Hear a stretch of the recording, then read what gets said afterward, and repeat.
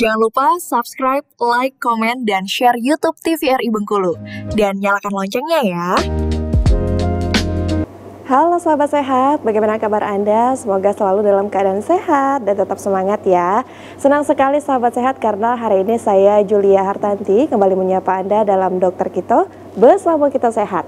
Tentunya dengan berbagai informasi, edukasi, dan juga inspirasi seputar dunia kesehatan. Nah sahabat sehat, pada kali ini Dokter Kito hadir dengan tema suplementasi tablet penambah darah pada remaja. Nah sebetulnya seberapa penting sih tablet penambah darah ini, dan ini diperuntukkan untuk remaja putri sajakah atau juga untuk setiap remaja? Nah kita akan bahas bersama dengan dua narasumber cantik yang sudah hadir. Langsung saja kita sapa. Yang pertama ada Dokter Bella. Halo dokter. Halo. Bagaimana kabarnya dok? Alhamdulillah baik. Baik ya, Masya Allah cantik sekali. Terima kasih sudah hadir Dokter Bella. Yeah. Nah pemirsa dan juga Dokter Bella juga sudah hadir bersama dengan kita ada Dokter Wenti. Halo dokter. Halo Mbak. Bagaimana kabarnya? Alhamdulillah baik. Alhamdulillah baik, cantik sekali. Ini semuanya perjalanan ke sini aman lancar ya dok ya?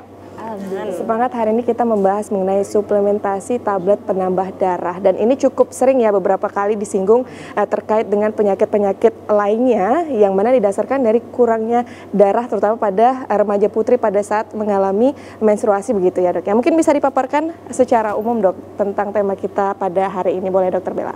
Oke, jadi hari ini kita akan membahas tentang suplementasi tablet tambah darah pada remaja, khususnya ya yang paling banyak mengalami kekurangan hemoglobin ya atau HB itu adalah remaja putri gitu ya. Nanti banyak banget nih faktor-faktor kenapa remaja putri yang memang lebih diperuntukkan untuk mengkonsumsi atau suplementasi tablet tambah darah.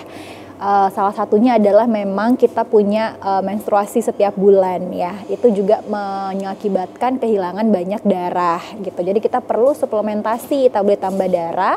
Selain itu sebenarnya bukan hanya untuk yang putri saja, tapi yang pria itu juga kalau misalnya nanti ditemukan kadar HB-nya. Jadi nanti kalau misalnya HB-nya diperiksa terus dia mengalami penurunan, itu juga perlu untuk tablet tambah darah. Karena kalau misalnya hemoglobin di dalam tubuh kita itu kurang ya, itu bakal mengakibatkan banyak banget nih gitu. Salah satunya adalah penurunan konsentrasi belajar, apalagi pada remaja-remaja begitu. Baik, berarti kalau ada pernah dilaksanakan di sekolah-sekolah begitu ya pemberian tablet penambah darah dari vaskes pertama puskesmas terdekat di sekolah, itu biasanya kan diperuntukkan untuk siswa perempuan begitu ya, siswi begitu, tapi tidak menutup kemungkinan bagi remaja putra ataupun pria lainnya yang memang membutuhkan HB-nya bisa gunakan juga tablet. Betul, itu ya dok ya. Pakai tablet tambah. Baik, menarik sekali. Langsung saja kita bedah dan simak. Boleh siapa dulu? Boleh, silakan Dokter Wenti. Langsung ke slide ya. Oke, jadi suplementasi tablet tambah darah pada remaja putri ya. Kenapa pada remaja putri fokusnya ya? Pertama kita bedah dulu pada remaja. Jadi remaja itu apa sih sebenarnya ya? Jadi remaja itu adalah masa transisi sebenarnya antara dari anak-anak ke dewasa. Di mana ketika ada perubahan masa transisi itu terjadi perubahan baik secara biologis, kognitif dan emosional. Dan di sana membutuhkan asupan zat gizi yang optimal. Salah satunya adalah tambah darah. Kenapa nih kalau tambah darah itu penting? Apa yang terjadi kalau tambah darah itu atau darahnya kurang seperti itu ya? Asupan tambah darahnya kurang. Jadi yang biasanya terjadi adalah anemia. Nah, ini paling sering. Kenapa? Paling seringnya pada anak, remaja, dewasa, perempuan ya. Nah, jadi anemia itu merupakan kurangnya hemoglobin pada tubuh ya, bukan kurangnya tekanan darah. Nah ini yang paling sering agak perlu diluruskan ya. Jadi bukan tekanan darahnya yang kurang, tapi kadar hemoglobin atau kadar sel darah merahnya yang kurang di tubuh. Jadi kalau misalnya ada pertanyaan, izin dok, dok saya ini darah rendah, saya minum darah ini nanti darahnya bisa ketinggian nggak? Kayak gitu nggak ya berarti ya? Ya, benar sekali. Kebetulan saya bawa ini ya. Apa tuh dok? Ini adalah kartu suplementasi gizi untuk remaja putri. Ini yang program yang disebutkan Mbak Julia tadi, bahwa ini adalah program Kemenkes untuk remaja putri. Nanti kita bahas ya, kenapa lebih khusus ke remaja putri, kenapa spesifik remaja putri.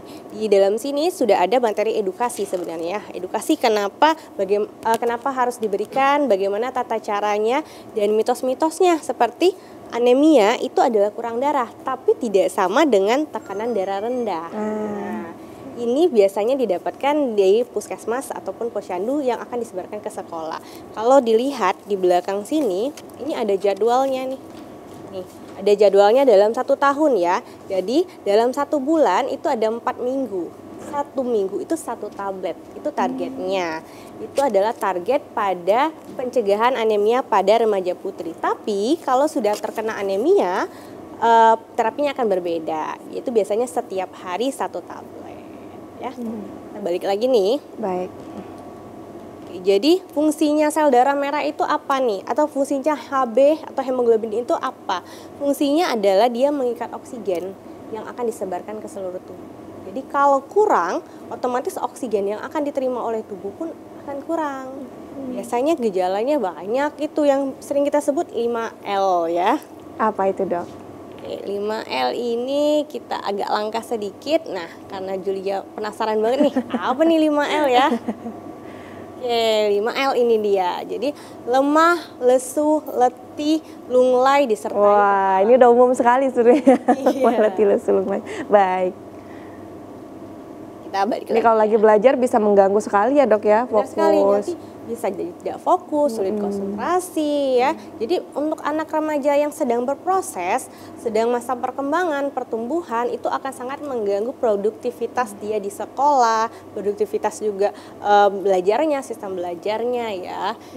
Anemia adalah keadaan kadar HB di dalam darah lebih rendah daripada seharusnya atau daripada normalnya. Penyebabnya sebenarnya banyak ya. Bisa mungkin karena tadi defisiensi zat besi, kurangnya suplementasi tambah darah tadi ya. Kemudian kerusakan sel darah merah atau pabriknya rusak juga bisa, atau infeksi kronis juga bisa, sakit kecacingan juga bisa. Sebenarnya banyak, tapi seperti kita tahu di Indonesia adalah negara berkembang. Penyebab anemia paling banyak sekitar 63% adalah defisiensi zat besi yang bisa didapatkan dari tablet tambah darah tadi. Selain tablet tambah darah, tentu saja akan ada makanan-makanan suportif lainnya yang mengandung zat besi yang tinggi. Ya. Baik. Oke. Jadi kalau kita lihat nih, biasanya penyebab kurangnya itu apa? Yang pertama, pola makan yang rendah akan zat besi ya. Nah, ini juga menyoroti kenapa remaja lebih sering terjadi anemia. Karena tadi pola makannya yang tidak beraneka ragam, yang tidak bervariasi, maunya ayam terus ya, mungkin nggak suka sayur, nggak suka buah, nggak mau hati ayam, nggak mau telur, maunya satu menu itu aja. Kurang aneka ragam, pola makan yang tidak baik menyebabkan bisa kekurangannya atau intake dari asupan zat besinya menjadi kurang. Kemudian mengandung cukup banyak zat besi, yang dimakan ternyata banyak nih zat besi, tapi ketika diproses dia menjadi terhambat sehingga sedikit yang masuk. Contoh, misalnya makan yang kaya zat besi seperti hati ayam mungkin ya, atau hati sapi, tapi dimakan berbarengan dengan susu. Misalnya makan steak nih ya, misalnya makan steak daging, tapi campur susu. Ternyata susu itu akan menghambat absorpsi atau penyerapan dari zat besi yang kaya dalam daging tadi. Jadi harusnya masuk 80 misalnya, cuma dapat dalam tubuh 20. Karena terhambat penyerapannya oleh si susu tadi. Itu juga bisa menyebabkan defisiensi zat besi atau kekurangan zat besi tadi. Baik, sekaligus ini juga berarti memberikan penjelasan bahwa untuk penyerapan makanan yang dibarengi dengan susu itu berarti lebih baiknya ada jedanya begitu ya, Dok ya. Nah, dijelaskannya mungkin sedikit nanti setelah jeda pariwara berikut ya, Dok ya. Pemirsa jangan kemana-mana, tetap bersama kami dalam Dokter Kita Bersama Kita Sehat.